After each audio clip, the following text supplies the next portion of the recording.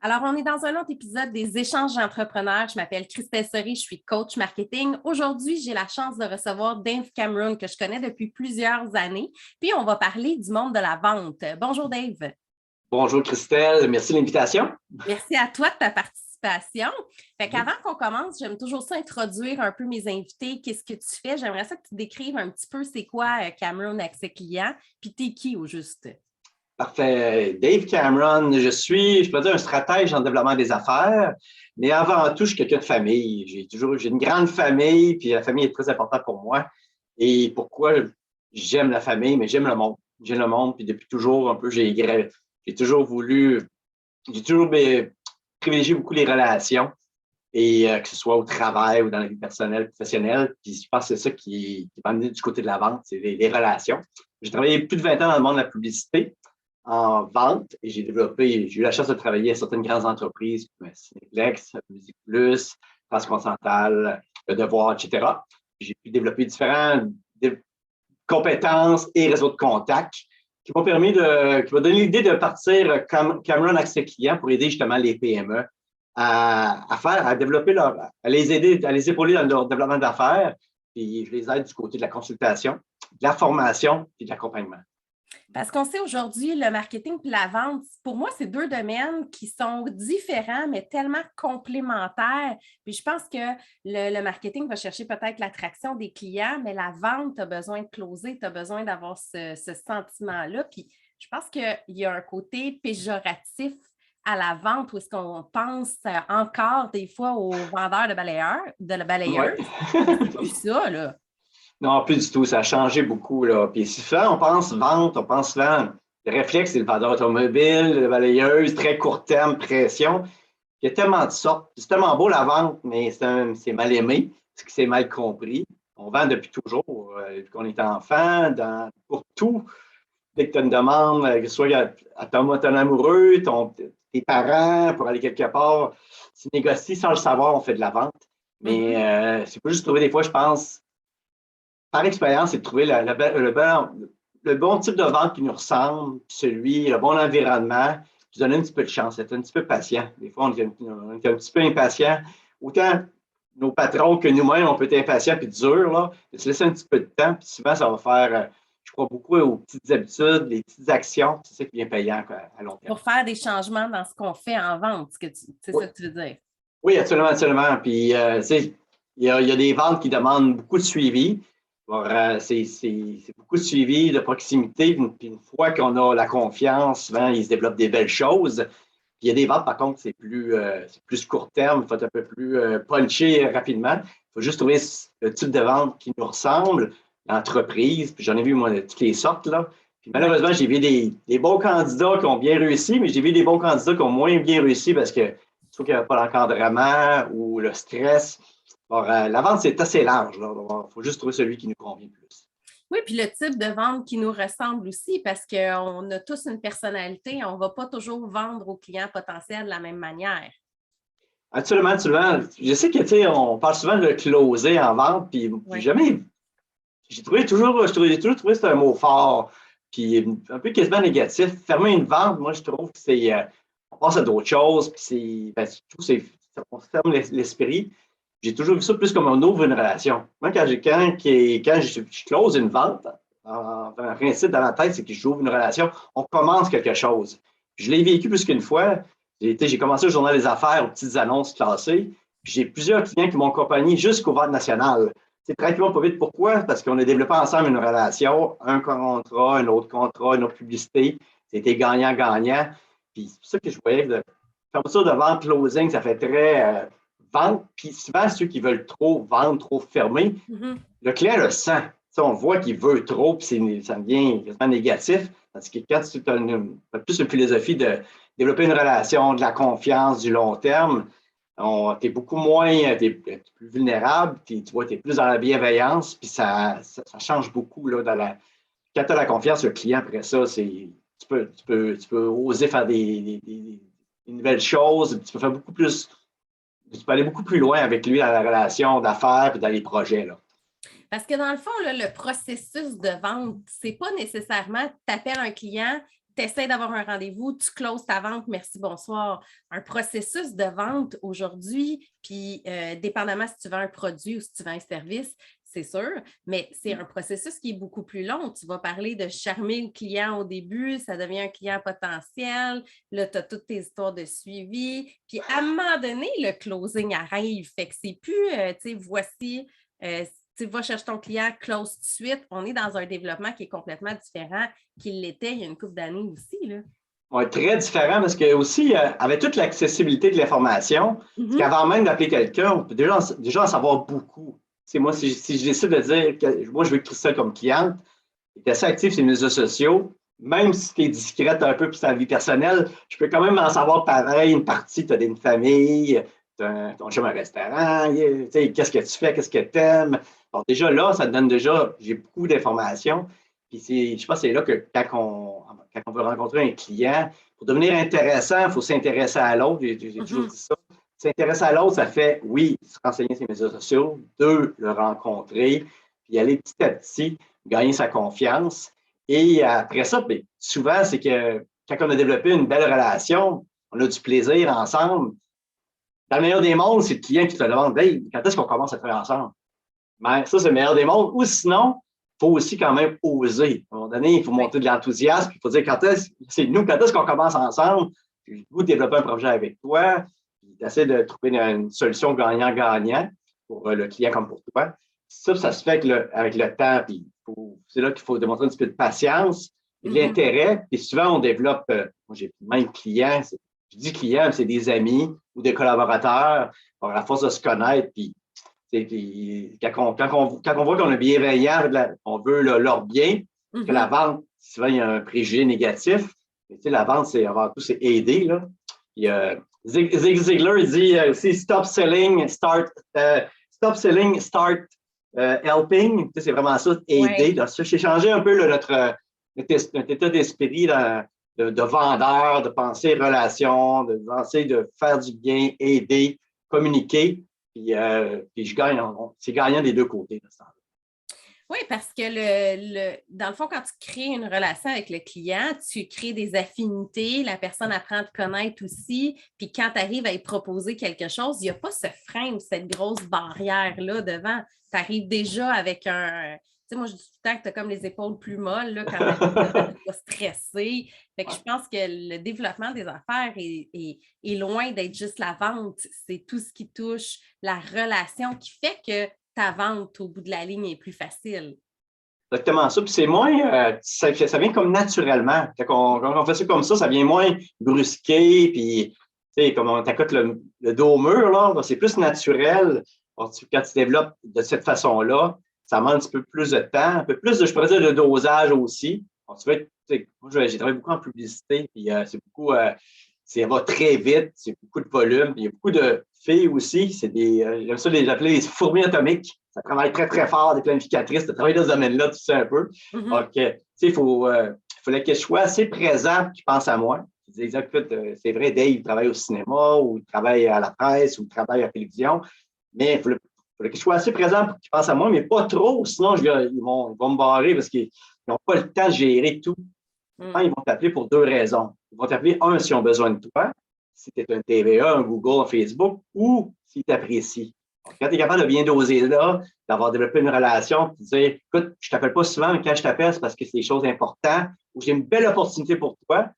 Et le réflexe qu'on a, le vieux réflexe, je pourrais dire, on parlait d'évolution de vente, les gens souvent poussent le produit, le service. On part de nous, moi, mais on devrait plutôt parler de partir du client. Qu'est-ce que lui recherche, son bénéfice, là? C'est quoi qu'il cherche? Puis, bénéfice, ça peut être un besoin, des fois, c'est un besoin de sécurité.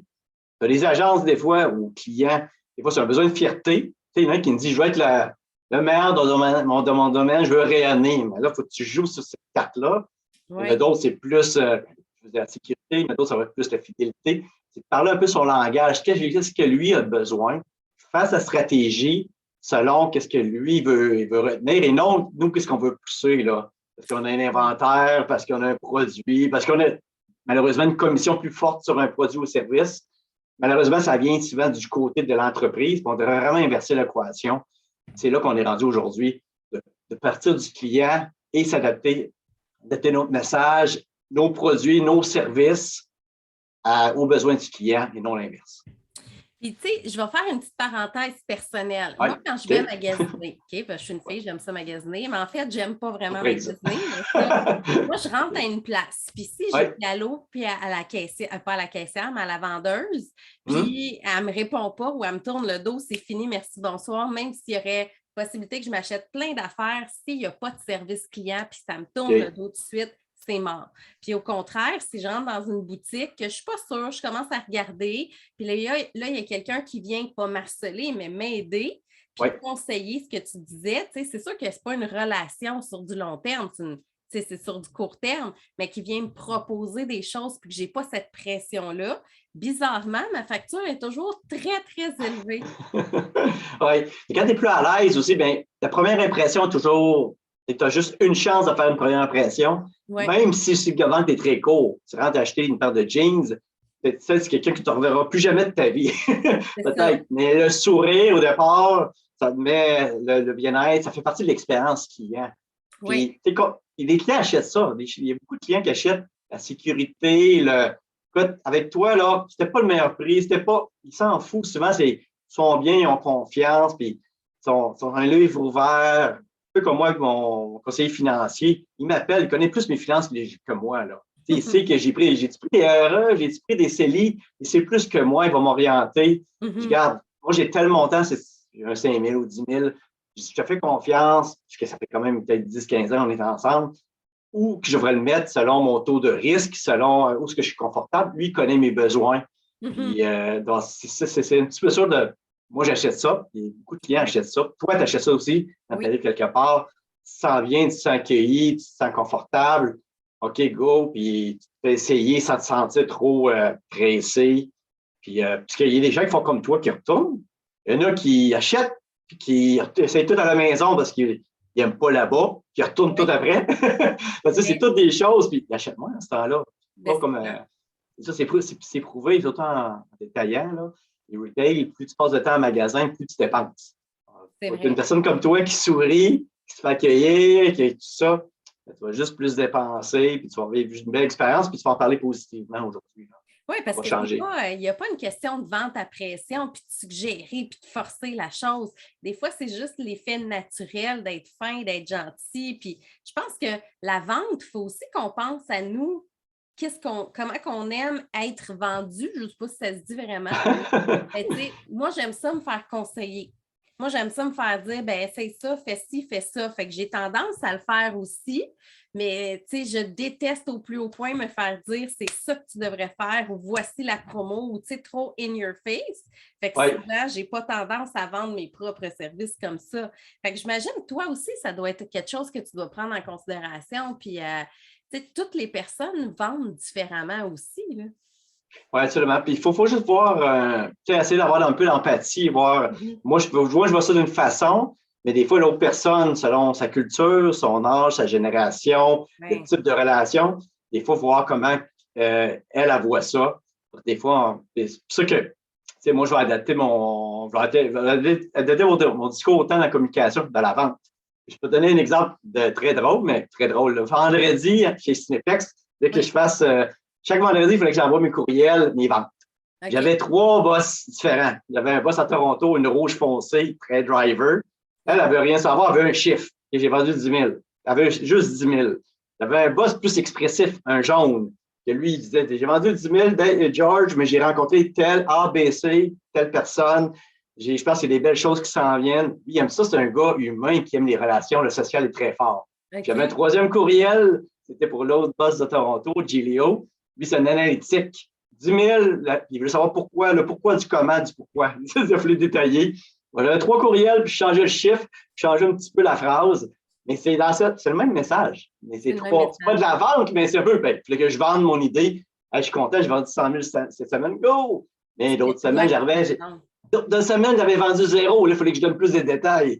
Pour rester un peu expliquer, parler selon le langage à qui tu t'adresses. Les couleurs, ça en est un. La culture, ça en est un. Ça en est un autre. L'âge, tu parles à des générations X ou des Y ou des boomers. Des fois, on s'adapte. C'est un petit peu de comprendre un petit peu l'autre. Et comme tu disais, à cause les médias sociaux, les discussions non-verbales quand tu peux aussi. Oui. Avant même de parler, il faudrait poser des questions. Je pense que c'est la meilleure des choses, et écouter. Oui. Parle-moi donc des couleurs. Moi, je suis moins familière avec ça parce que tu as l'air à bien connaître les couleurs. Explique-moi Je donc. connais quelques-uns. Il y a le jaune qui est très social. Là. Le jaune, c'est la personne. Elle, moi, je suis un jaune. C'est quelqu'un qui aime beaucoup les gens. Alors, ça, c'est très important pour eux. Bon, ils veulent pas. Ils veulent se baigner le plus possible là-dedans. Tu as le rouge qui représente 15% des. Je ne sais pas toutes les statistiques, à peu près 15% des gens. Ouais. Les rouges, c'est plus des gens décideurs, dans l'action, tout ça. Des fois, ils peuvent sembler secs. Ils peuvent sembler un petit peu raides parce qu'ils donnent. Comme on bosse à Toronto, elle n'avait pas le bonjour, le comment, le merci. Elle n'avait pas le temps. C'est une rouge. En plus, une femme dans un monde d'hommes, beaucoup. Donc, elle a besoin de. Faut que ça roule encore plus. Là. Et dans le bleu, qui est plus dans l'analytique. Dans l'analytique, lui, il va comprendre les chiffres, les ingénieurs, les comptables, ils ont besoin de comprendre un peu tout ça. Ils ont besoin d'explications, dans le fond, quand tu as. OK. Rationaliser un peu tout ça. Peut-être le jaune qui est plus, si on veut un contraire, le jaune plus émotif, l'autre est plus dans les chiffres, la data, okay. Le bleu. Et tu as le vert qui est plus dans l'harmonie, il ne veut pas la chicane, il est plus relax un petit peu. Mais on essaiera qu'on ait juste un. Souvent, c'est un mélange des quatre. Okay. Il y a certains. Moi, j'ai fait mon profil Nova. Puis le profil Nova, c'est intéressant comme test. Lui donne un profil naturel et un adapté. Et là, ça permet de comprendre un peu. Puis ça, j'ai beaucoup aimé. Par exemple, moi, je suis un jaune très social. Sauf que quand je suis trop quand je suis trop occupé, là, je deviens un rouge. Je suis un mode exécution. Je suis un gars qui peut s'isoler, venir en mode tâche. Pas bête, mais puis je l'ai vu. Quand j'ai découvert ça, j'ai vu ça quand j'étais, sans le savoir, quand j'étais directeur des ventes. Okay. J'étais un gars que j'étais au devoir, je parlais avec tout le monde, tout était beau. Une fois par 2 semaines, par mois, on dirait qu'il fallait que je m'enferme parce que là, je dis, Dave, c'est assez de jouer, là. C'est assez de t'amuser. Là, il faut que tu travailles. Là, je m'enfermais. Je le faisais automatiquement sans le savoir. OK. Mais là, tu as compris pourquoi. J'ai compris la raison, là, pourquoi. Puis on est tous un petit peu ça. Puis, comme il me disait, en mode COVID, j'étais beaucoup en mode rouge. Parce que là, c'était le mode, tout le monde paniquait, il y avait du travail à faire. Et moi, pour moi, c'est une zone de confort. J'ai juste changé. J'étais en mode plus exécution. Quand on comprend ça, ces petits tests-là, autant pour les clients que pour soi, ça nous permet de voir, de s'adapter, mieux comprendre, puis de comprendre ses limites et ses forces aussi, parce que ça peut faire étrange que une journée, Dave est social, puis le lendemain, Dave n'est plus là. Il est comme dans son bureau fermé. Pourquoi? Quand tu comprends ça, tu fais doublement attention. Oui, c'est vrai. Puis je pense que quand tu comprends aussi le client, quand tu cernes, je pense que tu peux t'adapter aussi ton discours. Comme tu parlais de tes 3 exemples, ben, de celui-là, c'était tes boss, mais ça peut être la même affaire avec des clients, surtout quand c'est des relations à long terme, tu apprends à les connaître. Mais j'avoue que, tu sais, l'analytique, tu vas y pousser des chiffres pour qu'ils veulent. C'est ça, c'est quoi qu'ils vont entendre? Il y en a qui veulent les chiffres, il y en a qui n'en veulent pas, il y en a qui veulent. On parlait beaucoup de relations tantôt. C'est sûr que le gars rationnel, celui qui est très bleu, c'est beau, je t'aime bien, Dave, mais là, c'est quoi tes chiffres? c'est quoi tes statistiques? Il a besoin de comprendre, mais quand même, dans le fond, je sais pas si je peux dire, dans le fond, on essaie de rationaliser une décision, mais c'est souvent émotif. On achète souvent la personne, même si on essaie de plus en plus aujourd'hui de comprendre avec des chiffres et données pour valider notre choix puis justifier auprès de nos clients, fournisseurs, patrons. Que je le vois, moi, j'étais en publicité plus de 20 ans. Et avant, il y avait beaucoup, en guillemets, de love money. Je t'aime, je t'achète. C'est fait sur une napkin, dans un bar, c'était rapide. Là, aujourd'hui, les Procter & Gamble, les gros clients, ils veulent des données pour comprendre. Tout est mesuré. C'est pour ça que la force du web, le changement, on parlait d'évolution. Tu peux tout calculer qui a ouvert, qui a vu quoi. Faire des tests A-B, A d'une façon, B, vous mesurez qu'est-ce qui est mieux. Il a fait les cheveux longs, les cheveux courts, le gars de côté. Là. Tu vas faire tellement de tests, puis là, tu peux t'améliorer. Là.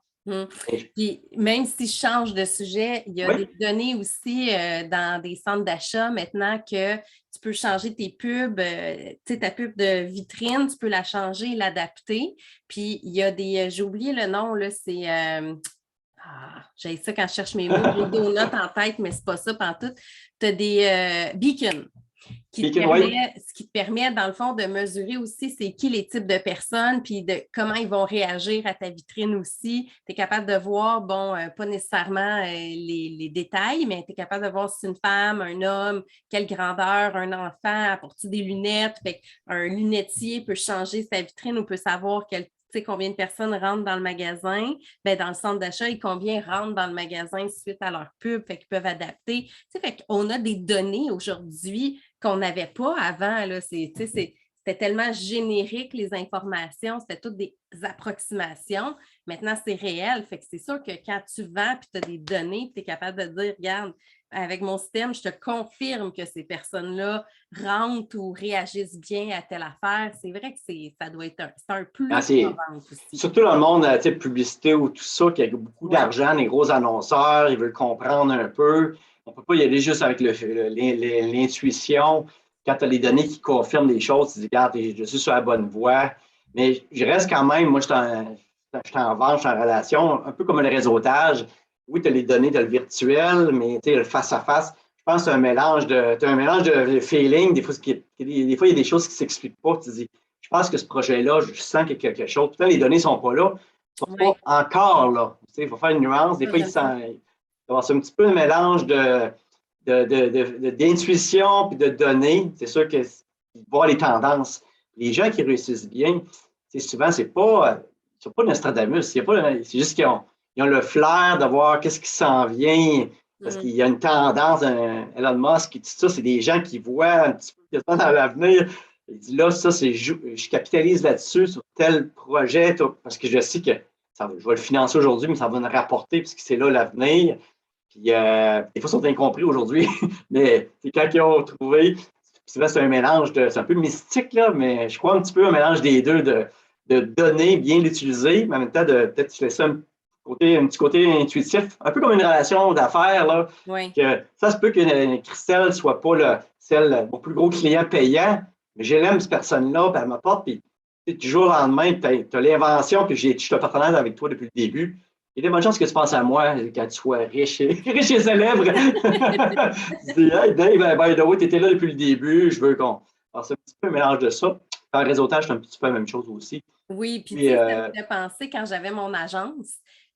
Avant d'avoir mon agence que j'ai eue pendant 10 ans, un de mes plus gros clients, je l'ai obtenu par une référence ou d'un gars que moi, j'étais son client pendant des années comme 15 ans avant, puis on avait gardé contact à distance, mais on a gardé contact pareil, puis lui, il a fini par me rapporter de la business. Fait les relations d'affaires, c'est pas nécessairement ça te rapporte pas aujourd'hui, ça te rapportera jamais. C'est un bon point que tu amènes. Oui, c'est drôle parce que récemment, j'ai eu comme un flash.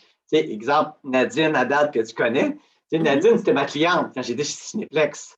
C'est drôle, là, c'est inverse. C'est moi qui ai rendu son client. C'est elle qui fait mon site web, qui a fait mon site web. On a inversé l'équation. Il y a une chance que j'ai eu une belle relation avec, parce que là, elle a une bonne relation, c'est une belle relation de collaboration. Mais ça, des choses comme ça, on ne sait jamais. Avant, je n'étais pas entrepreneur, j'étais employé. J'avais des gens à qui je parlais, mais il y a peut-être des gens qui se rencontrent en réseautage ou en travail qu'aujourd'hui, ce n'est pas ton client collaborateur, mais demain, tu ne sais pas ce qui va arriver. Peut-être que ça va devenir ton meilleur client, ton meilleur collaborateur, ton associé.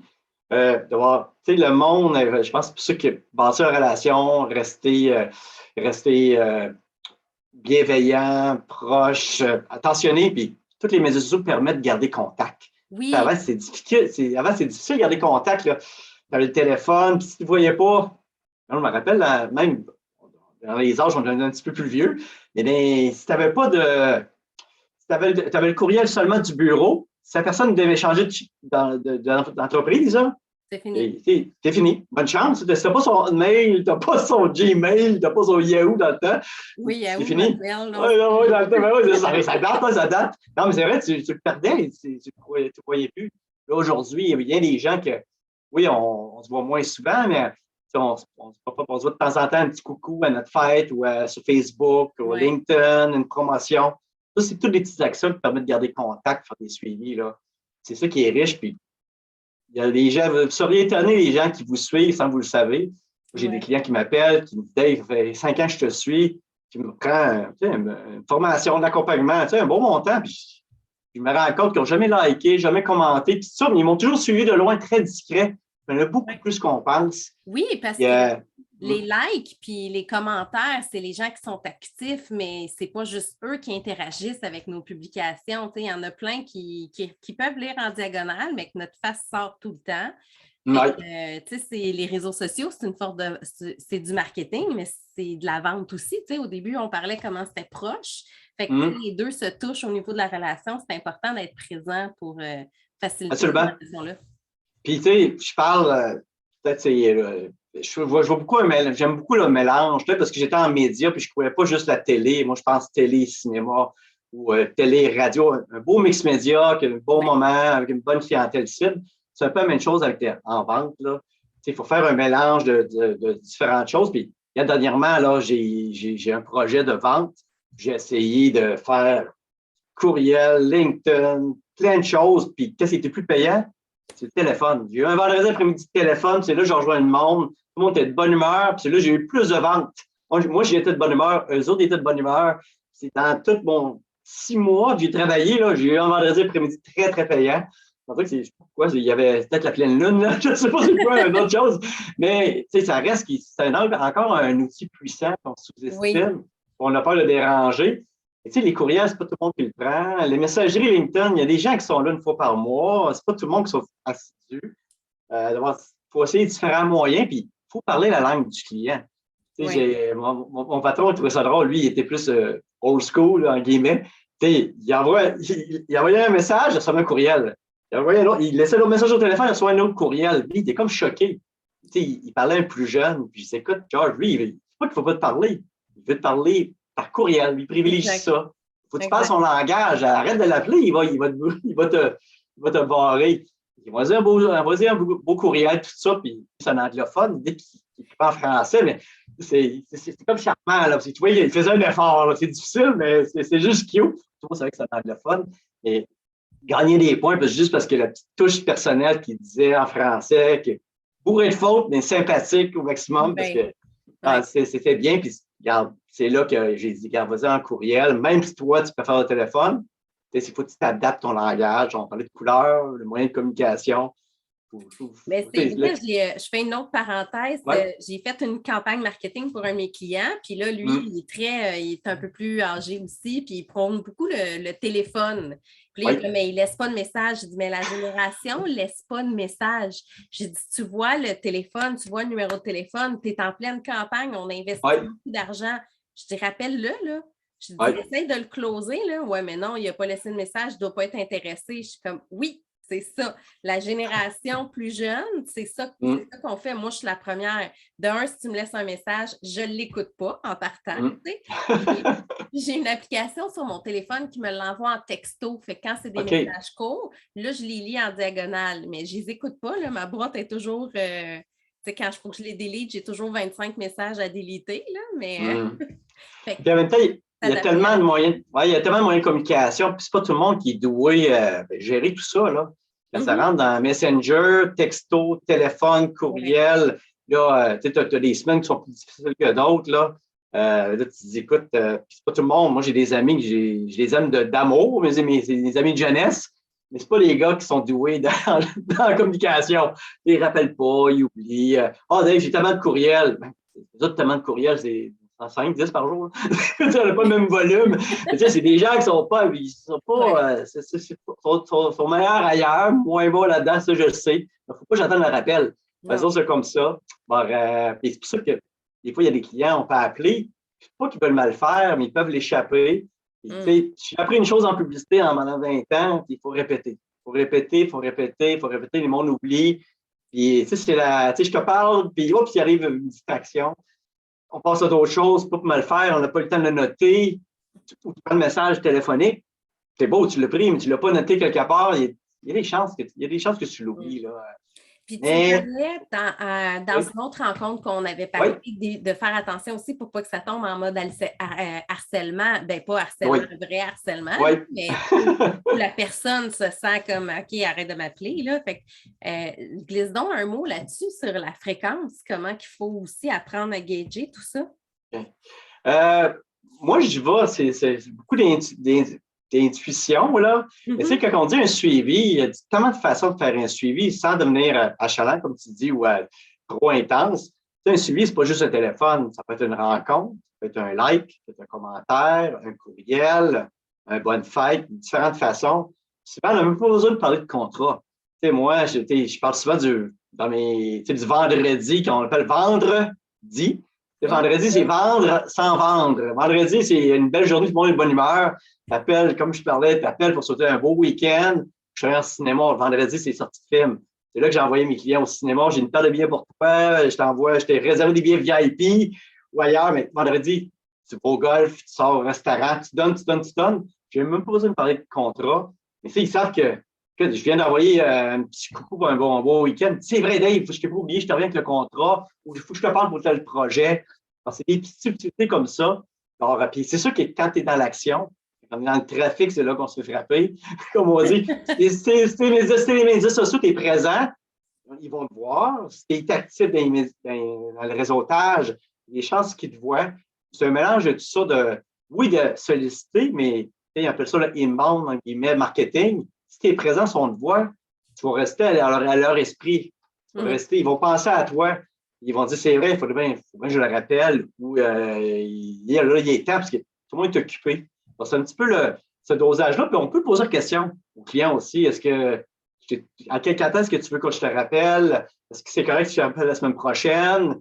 C'est une façon que tu privilégies. Et tu peux essayer de déduire. Si je comprends bien, tu peux faire le courriel, OK? Ou ça peut être un abonnement à ton infolette. Il y a différentes façons, puis je pense communiquer.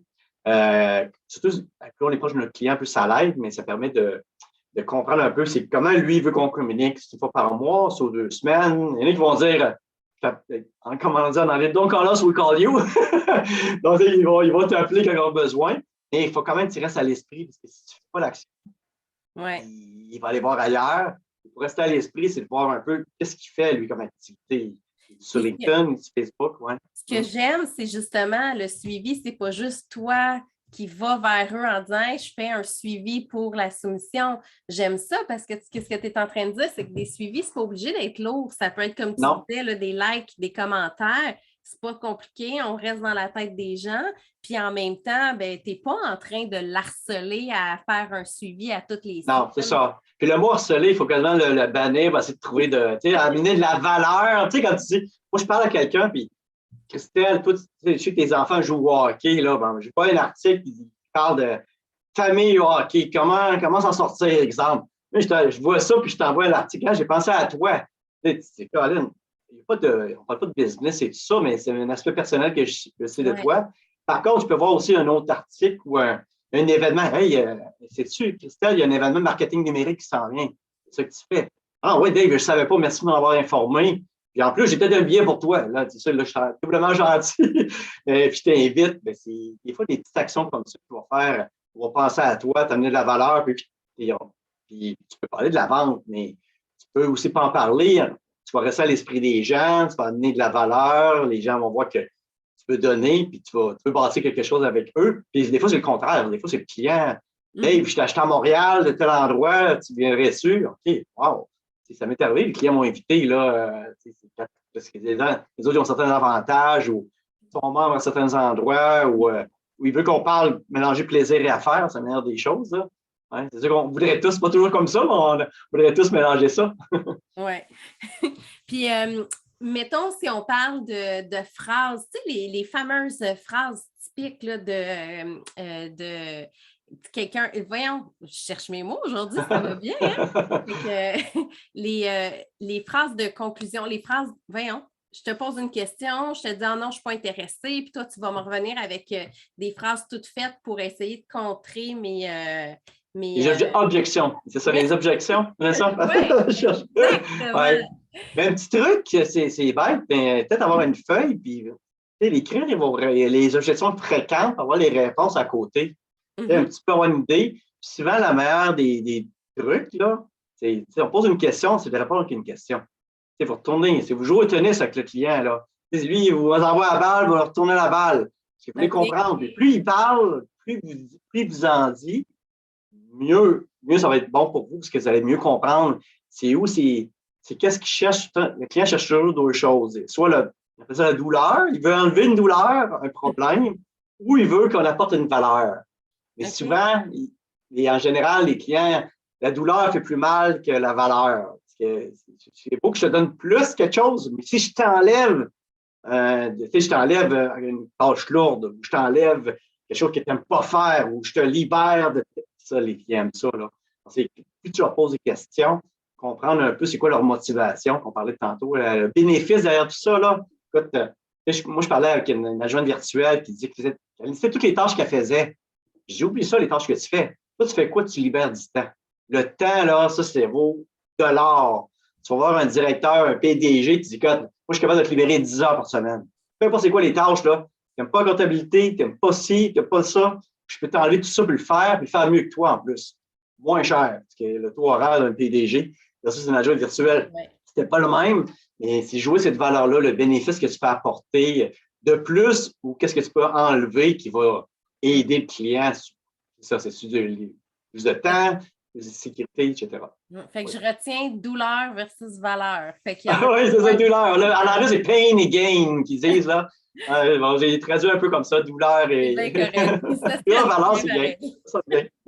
Puis en conclusion, si tu avais un conseil à donner à quelqu'un qui est déjà en business puis qui a besoin d'amener sa vente un peu plus loin, ça serait quoi, mettons, le truc à ne pas oublier? Oui. Le truc, là, ben, je le dis souvent, faites vos suivis. Faites vos suivis. Les gens ne font pas leur suivi. Les vendeurs, c'est leur job, puis ils ne font pas leur suivi. Les directeurs des ventes, j'ai vu. Même moi, j'ai de la misère.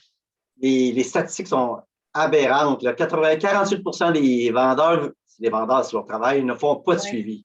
Puis ils disent ça prend entre 7 à 12 points de contact pour avoir une vente.